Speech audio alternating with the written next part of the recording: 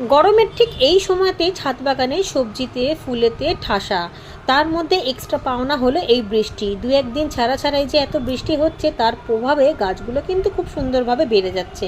কিন্তু এর একটা খারাপ দিকও আছে, অতিরিক্ত বৃষ্টির ফলে আবার গাছে কিন্তু অনেক সময় নানান ধরনের পোকামাকড়ও লেগে যায়।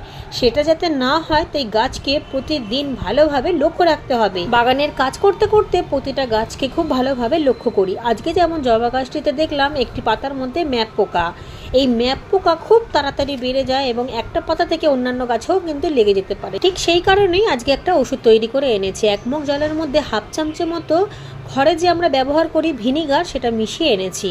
এই পাতাটা তুলে তো ফেলে দেবো, ওই সাথে সাথে জবা গাছটিতে অল্প অল্প করে ছড়িয়ে দেবো। আর যখন একটা গাছে দেবো তখন অন্যান্য গাছেও দিয়ে দেবো, কারণ এক একটা পাতা তুলে দেখা তো সম্ভব নয়। তাই প্রথম থেকে এই ওষুধটা ব্যবহার করলে আর কোনো রকমভাবে ম্যাপ পোকা এবং মিলিবাগ কোনোটাই তৈরি হবে না। এই দেখুন, একেবারে পরিমাণে অল্প দিয়েছি, 1 মগ জলের মধ্যে হাফ চামচের মতো। খুব বেশি ওষুধ দিলে কিন্তু গাছের পাতা হলুদ হয়ে যাবে, অনেক পাতা ঝরে যাবে, কচি কচি পাতাও দেখবেন হলুদ হয়ে যাবে। তাই ওষুধের পরিমাণটা সবসময় কম রাখতে হবে। খুব একটা বেশি দামও না ভিনিগারের, এবং বাড়িতে সবারই কম বেশি থাকে।